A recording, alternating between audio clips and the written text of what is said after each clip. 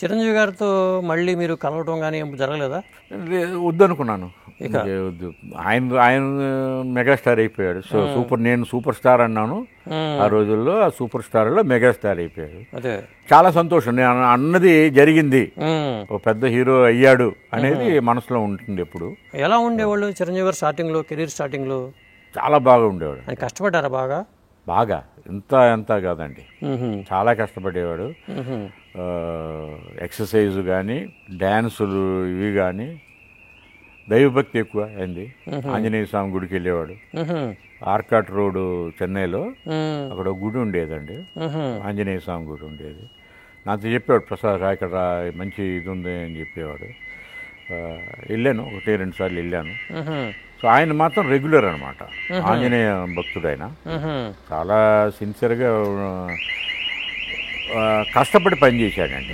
ఏదైనా సిన్సియర్గా పనిచేసేవాడు. ఆయన రూమ్లో ఉన్న రోజుల్లో మీరు కూడా రూమ్కి వెళ్ళేవాళ్ళ? లేదు, ఆయన రూమ్కి పక్కనే మా ఇల్లు ఉండేది, 4వ ఇల్లు ఇది. ఆయనే వచ్చేవాడు. ఫస్ట్ పిక్చర్కి ఆ రూమ్లో ఉండేవాడు, సెకండ్ పిక్చర్కి వెళ్ళిపోయాడు అనమాట, టాప్కి వెళ్ళిపోయాడు. అంటే ఆ స్టెప్స్ ఖైదీ ఇవన్నీ వచ్చేసాయి, బాగా ఇదే. సుధాకర్ గారు, హరిప్రసాద్, ఈయన ముగ్గురు రూమ్మేట్స్. అవునండి. వీళ్ళ ముగ్గురు మీద మీకు ఎలాంటి ఒపీనియన్ ఉండేది స్టార్టింగ్లో? హరిప్రసాద్తో కూడా చేశాను, కుడియాడ మేతలో హరిప్రసాద్ ఉన్నాడు. హరిప్రసాద్ కన్నా కూడా చిరంజీవి అతనిది ఒక బాడీ లాంగ్వేజ్ తెలిసిపోతుంది బాగా. అసలు ఫ్రీనెస్ కానీ ఏదైనా కానీ చాలా యాక్టివ్గాను, కాన్సన్ట్రేషన్ ఇవన్నీ ఉండే. హరిప్రసాద్ కూడా పాపం ఉండేవాడు కానీ బట్ ఇంత బ్రాడ్గా ఉండేది కాదు. సుధాకర్ అతను కమెడియన్ అవుతాడని అనుకున్నాను నేను బాగా. తమిళ్లో మంచి అవకాశాలు వచ్చినాయి కదా తనకి స్టార్టింగ్లో? వచ్చింది, హీరో కూడా చేశాడు. అవును, భారతీరాజ్ యాదవ్ చేశాడండి. బట్ నేను అప్పుడు అనుకున్నది he will be a good comedian టైపే అనుకున్నాను. ఇప్పుడు మీ ఫాదర్ ద్వారా పైకి వచ్చిన వాళ్ళు ఎవరెవరు ఉన్నారండి నటులు కానీ? దర్శకులు గుర్తు బాగా, మధుసూదన్ రావు గారు, తాతినేని రామారావు గారు, హేమమృతరావు గారు, ప్రత్యేగాత్మ గారు, వీళ్ళందరూ గుర్తున్నారు.